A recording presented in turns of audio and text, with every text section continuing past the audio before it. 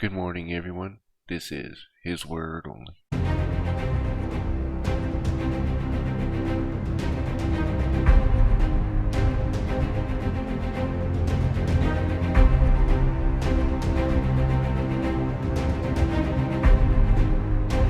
Alright, let's get right into God's Word. So we're getting into Genesis 9. And for this, we had Noah, with the flood happened, the giants, or because of the giants, and the angels mating with women.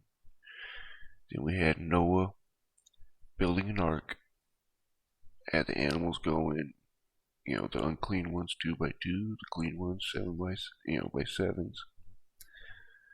And then he sent out the dove, but did this a few times, and then finally landed on Mount Ararat. That's where we left off. Alright, Genesis 9. And God blessed Noah and his sons, and said unto them, Be fruitful, and multiply, and replenish the earth.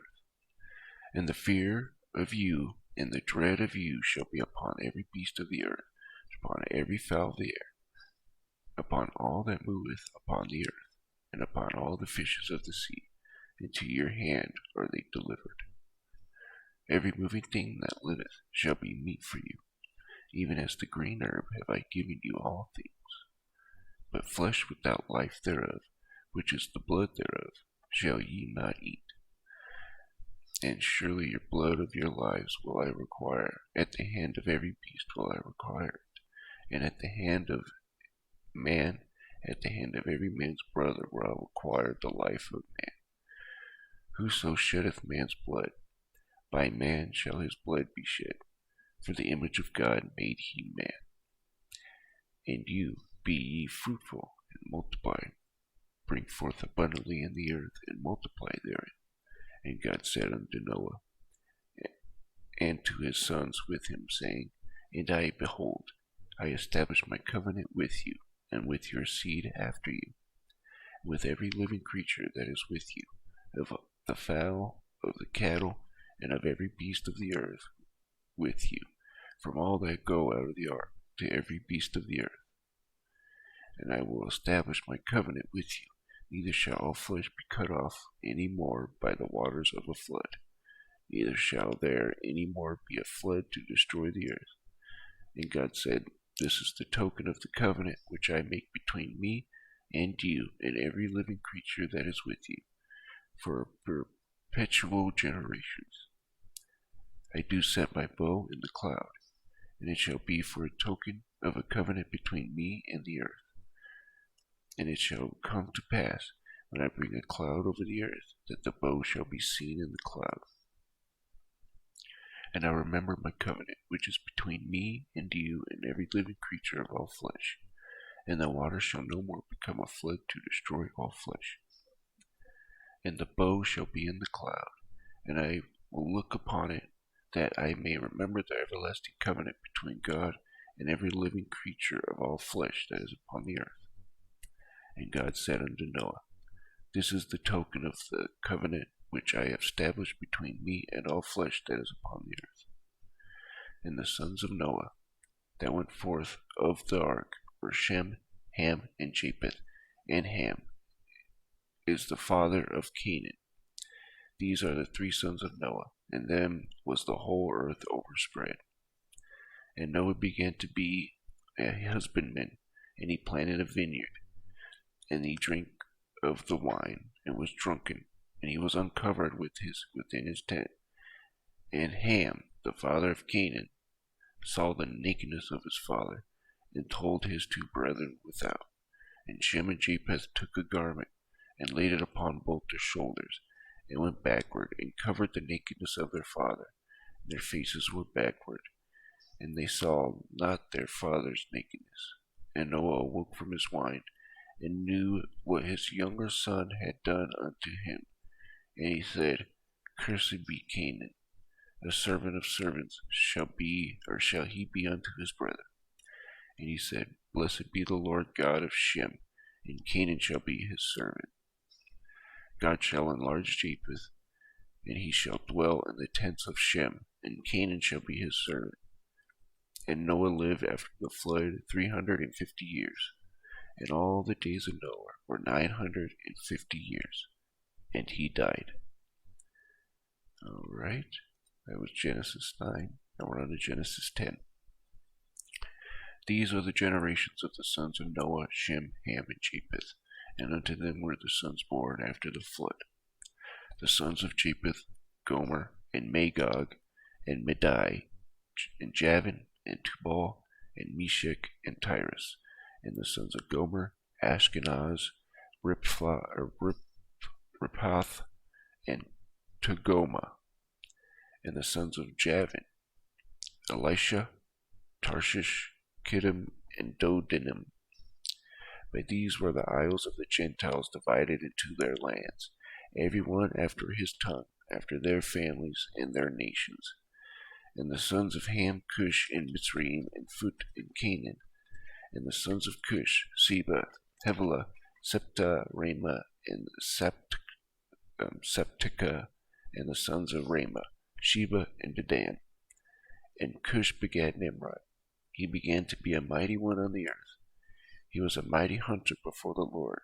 Wherefore it is said, even as Nimrod, the mighty hunter before the Lord. And the beginning of his kingdom was Babel, and Erech, and Akkad, and Calneh, and the land of Shinar. Out of the land went forth Asshur, and builded Nineveh, and the city of Rehoboth, and Calah, and the Rezin between Nineveh and Calah, the same as a great city. And Mitzrayim begat Ludim, and Anamim, and Lehibim, and Nephhutim, and the Pathrizim, and Kesluhim, out of whom came Philistim, and Caphtorim. And Canaan begat Zidon, his firstborn, and Heth, and the Jebusite, and the Amorite, and the Girgasite, and the Hivite, and the Archite, and the Sinite, and the Arvadite, and the Zimrite, and the Hamorite, and afterward were the families of the Canaanites spread abroad. And the border of Canaanites was from Sidon, as thou comest to Gerar, and to Gaza, as goest into all the Sodom and Gomorrah, and Adam and Zeboim, even into Lasha. These are the sons of Ham, after their families, after their tongues, and their countries, and their nations. Unto Shem also, the father of all children of Eber, and the brother of Japheth the elder, even to him were children born. The children of Shem, Elam, Asher, and Arphaxad, and Lud, and Aram. And the children of Aram, Uz, Hul, and Gether, and Mash. And Arphaxad begat Selah, and Selah begat Eber. And unto Eber were born 2 sons. The name of one was Peleg, for in his days was the earth divided, and his brother's name was Joachim.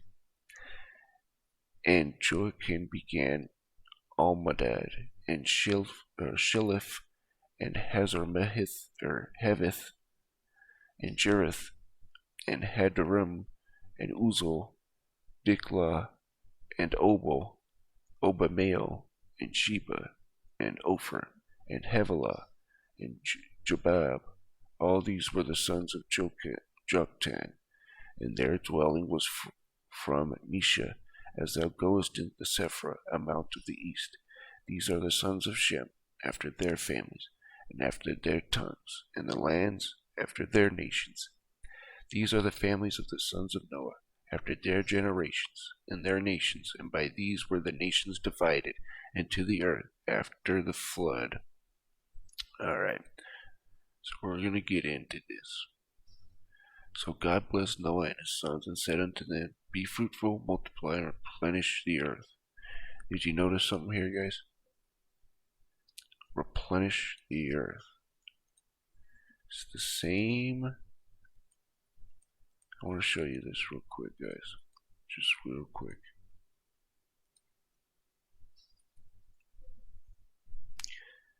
Same thing as when he made the man and women here on the sixth day. It's quite interesting.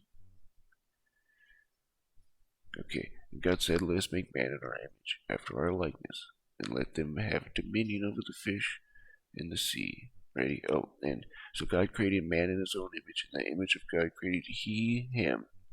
Male and female created he them. And God blessed them and said unto them, be fruitful and multiply and replenish the earth. Replenish means there had to be something there before that. This is 6 day, man. This is before the flood of the flood. You know what I mean? But anyways, quite interesting. But let's get. So there's that. And then, talking about every beast of the earth, basically will be delivered unto them. They will have food. Basically, he will provide for them. They can't eat blood. God tells them don't eat blood. And if they, eat the blood thereof or spill blood, then blood shall be shed. And then, he makes the covenant with them and their seeds after that. Every living creature that is with you, and all that stuff. Then he makes a bow, the rainbow, as the sign of the covenant, right? Then you see Noah begins to be a husbandman. Basically, he settles down, right? Plants a vineyard, gets drunk, is naked, and then something happens to where Ham uncovered this nakedness, and I have no idea what that means. There's something going on there. There's a reason why Japheth and Shem are like holding up that cloth or whatever, even though he's naked. That's why they're doing it too, but there's something going on there. I don't know what. But anyways,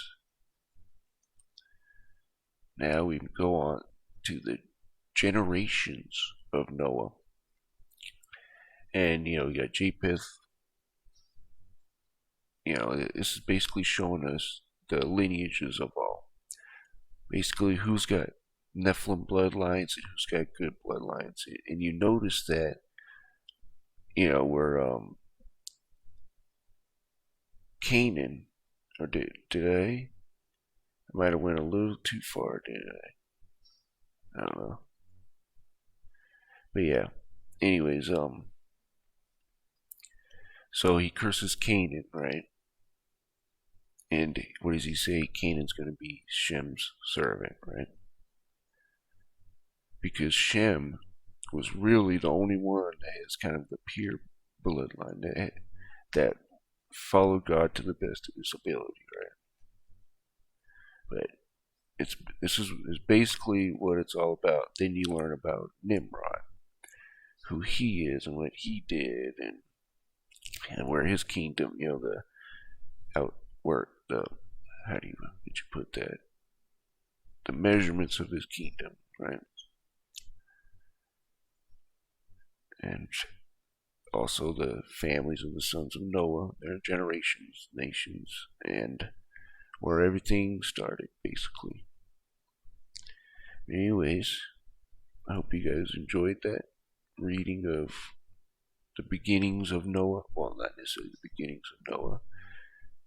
But anyways, you guys have a wonderful day.